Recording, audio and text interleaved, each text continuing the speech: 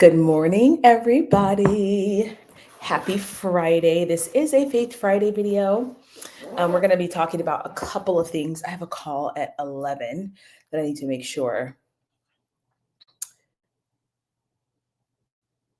that I am here for.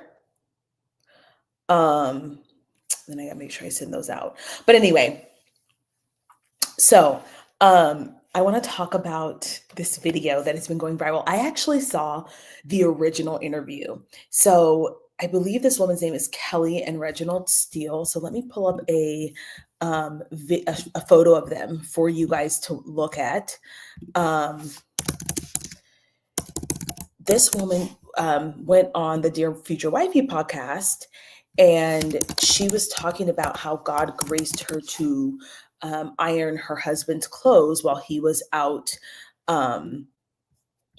philandering with his side chick while they were married. And so this has become, oh my gosh, here we are. Let me share this with you guys so you guys can see what they look like while I give you guys this intro. Share screen. So this is Reginald and Kelley Steele, and everyone is reacting to the Dear Future Wifey podcast, in which she kind of goes into this detail about how her husband was cheating on her and he wasn't a good man. Now they're pastors of a church. And so God graced me with, just this meek and gentle spirit and all of that. And one thing there's a couple things missing from this conversation that I want to talk about. The title of this video is that Christian struggle love is still struggle love, and that I wish this on no woman. But before I get into all of that, and before we listen to the video, they actually did a podcast like a roundtable talk with Joni Lamb from Daystar.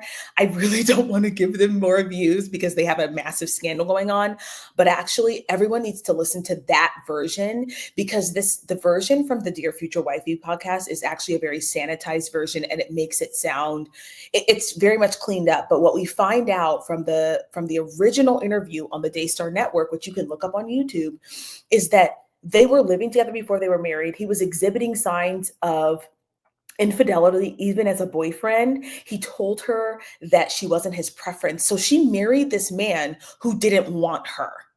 And now they're packaging it up in this bow of this marriage that God intended and designed. And yes, sure, we could argue that yes, because everything is happening for a reason, that yes, it was God's plan.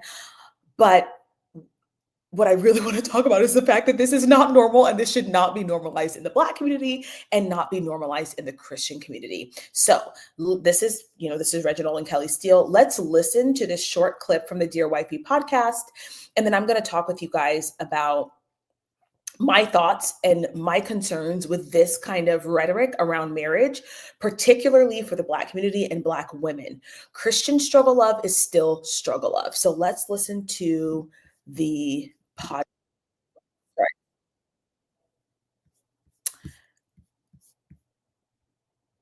Okay, let me see if you guys can actually see that. You can't. Okay, so let me go ahead and restart this page.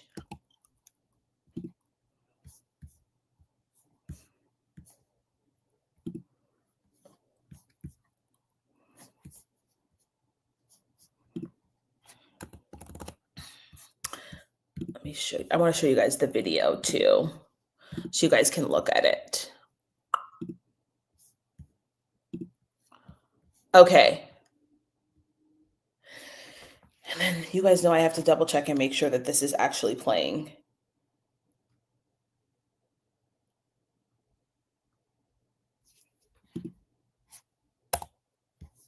Changed as a person, and I realized that God loves me, that God has a purpose and plan for my life, that God chose me, that I'm fearfully and wonderfully made. Hold on one second. That God has a purpose and plan. Okay, perfect. You guys can hear it. So I'm going to let it play, and then I'm going to let it cycle through again so you guys can listen to it. Yeah. So he would call me out my name. It wouldn't bother me because I allowed God's voice to be louder than his. And when I was going through transition of him not coming home on the weekends, not being there, telling me, I hate you, I'll never love you, I wish I never married you. Right. I knew that life and death is in the power of the tongue through the word of God. So I would say, you will love me one day. We will have a good marriage one day. And although he would go out for weekends, I would literally help him get ready to go meet a side chick by ironing his clothes and getting him ready for the night.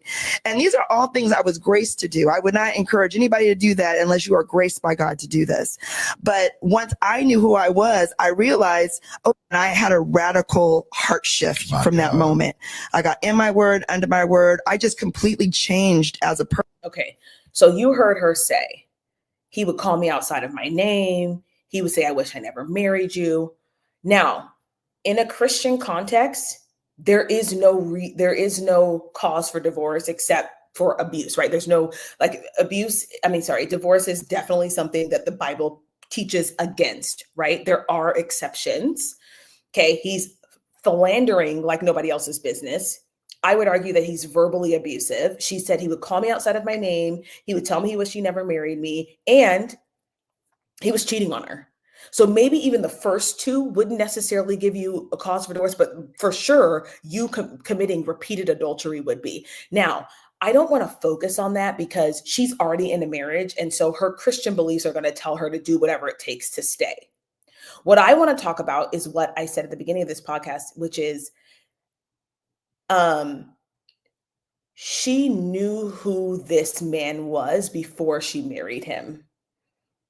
And this is what, like, one of the things that in the Black community, a piece of a man is better than no man at all. So we are taught and groomed, a lot of us as young women, to accept the bare minimum from men. We are taught to accept, at the very least, at least he's going to church. He has a job. Now he can be absolutely rude to you and cruel even. He can be dating other women even, but it doesn't matter because at least you have something from this man. And so outside of the Christian context in the Black community, this is something that is acceptable, that you just accept poor treatment from men because at least you have Black love, which is absolutely asinine and is indicative of like the low self-worth that women in general hold, and especially Christian women. And I'll talk about how sometimes people's theology encourages that. But on the whole, in the Black community, a lot of us are taught that this is just typical male behavior.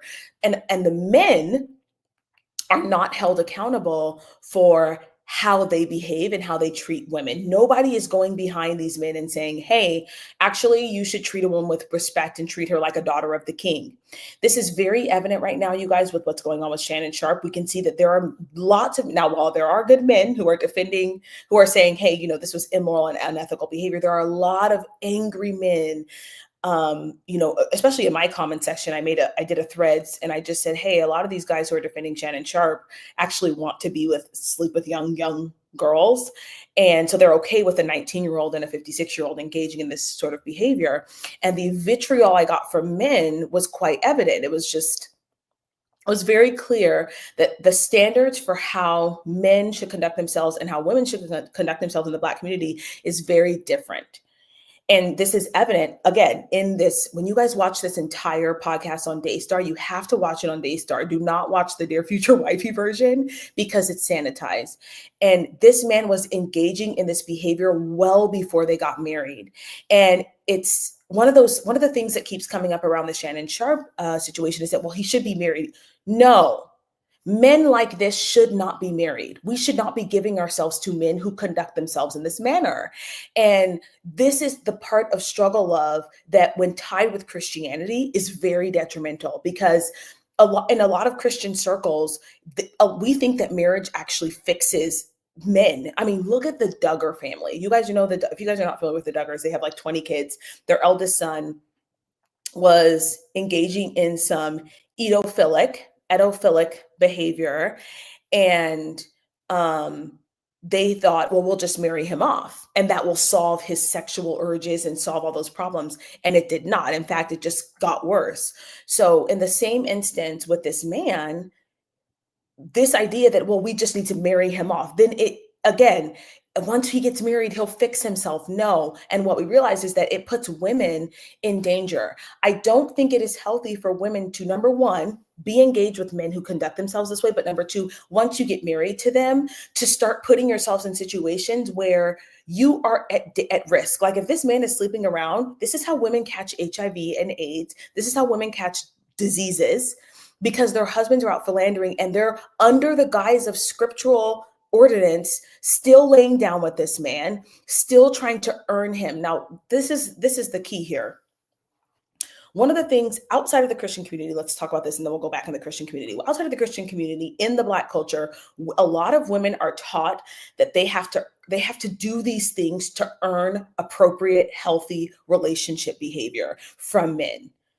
Now, this is not explicitly said, it's implicitly said, because what happens is when we see men conducting themselves like a teenage boy or a prepubescent or near pubescent, horny 15-year-old, we tell women, well, you just need to do this. You just need to do that. Are you doing this? Are you doing that?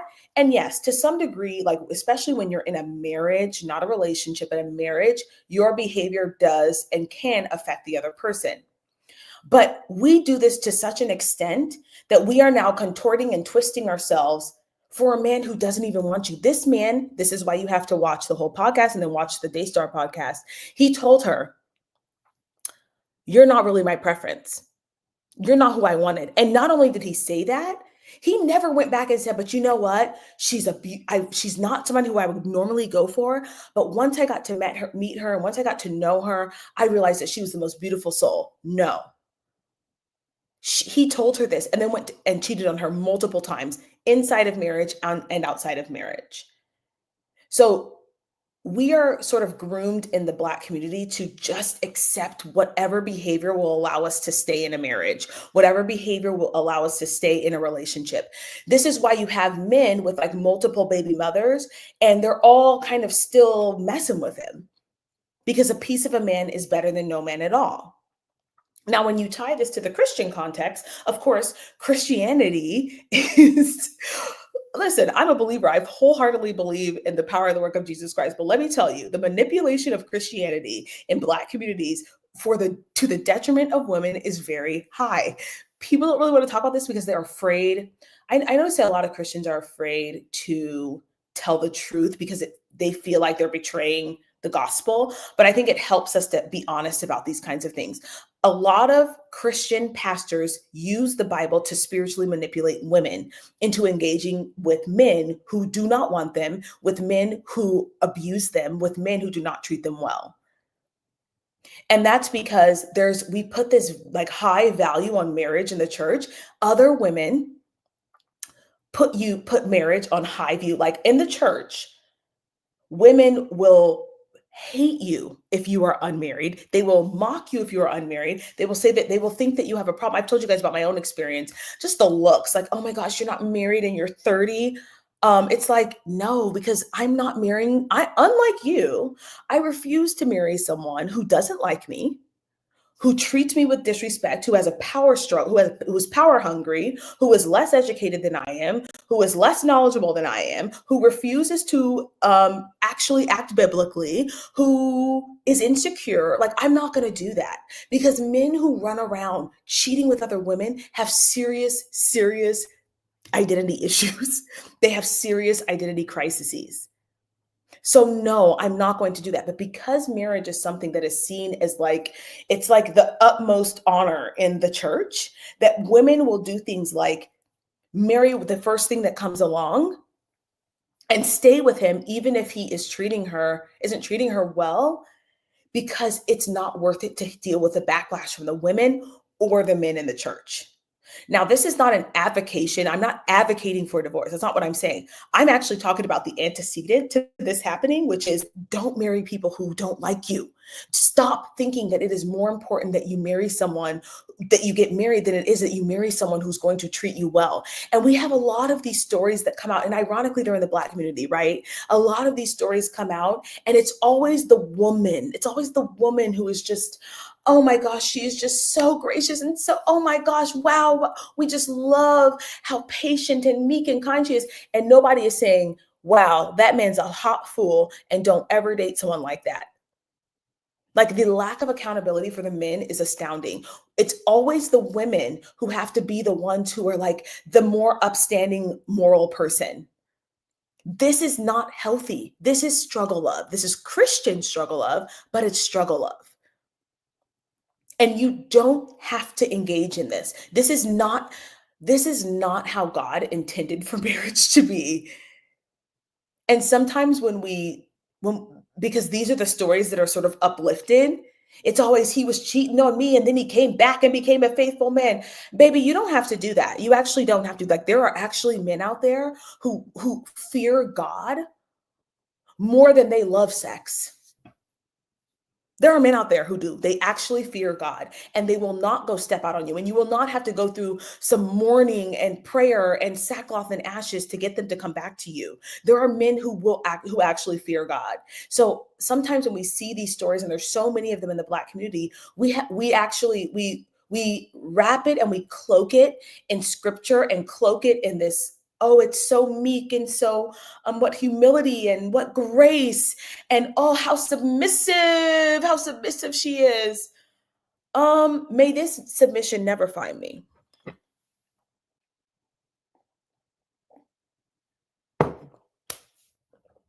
May this kind of grace never have to find me. I'm actually sad. I'm happy that it worked out for them. But this is not normal, and this is not the typical outcome. This is not normal, and this is not the typical outcome. We, in the Black community, though, we kind of see this as the norm.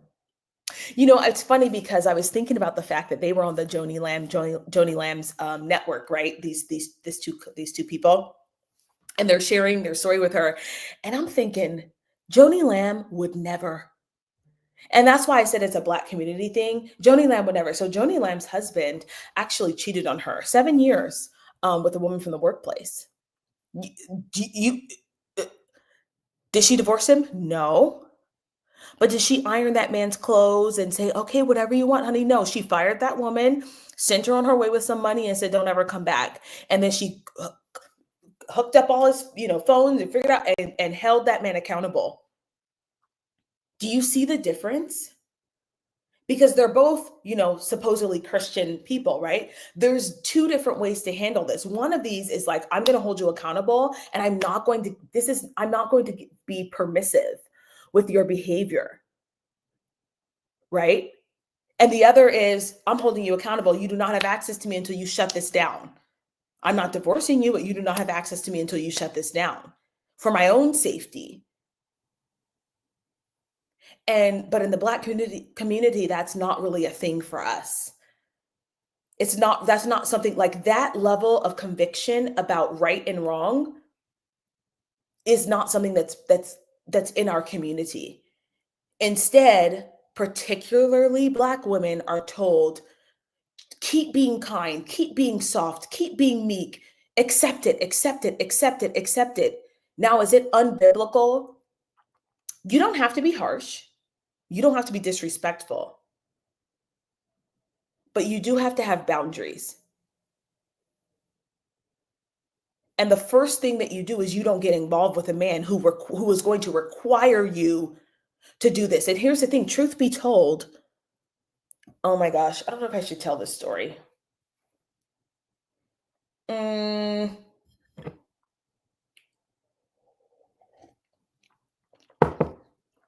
Let me keep it general. In a lot of cases, in a lot of churches, parishioners and pastors will encourage women to marry men who have issues. Let's just say like a drug issue or an alcohol issue or whatever, under the guise that he's a changed man, without actually finding out if he has changed, right? So let's say this person has an alcoholism addiction, right? And they go to church for a year and they seem to be doing well, right? So, oh, he's found the Lord. He's good. Marry him, marry him, marry him. Or a man walks into the church, he's semi good looking, he knows how to say all the right things, and so these parishioners say, marry him, marry him, marry him. Come to find out, these men have addiction issues. They're domineering and a little bit abusive, and I mean that in a real sense. And then women are stuck with these men, and then they're told to be like Miss Steele here. Have some more grace, have some more meekness, have some more. Why are we doing that? This could have been prevented. And I think that's my point, is that this is the kind of thing that can be prevented by simply listening to when a man tells you the truth. The man told you before you got married that you were not his type. The man started stepping out on you before you got married. But something in you wanted to change him. And it doesn't always work out. That's the problem, is that this doesn't always work out. Sometimes it does. And a lot of women are betting on this working out. And the odds are never in your favor. They are never in your favor. They are not. Like, you are not. I promise you, this is not the norm. Let me see if I can pull up. Let me stop sharing my screen for a little bit. Let me see. Well, I have like 5 minutes. Let me see if I can pull up the part of the Joni Lamb interview.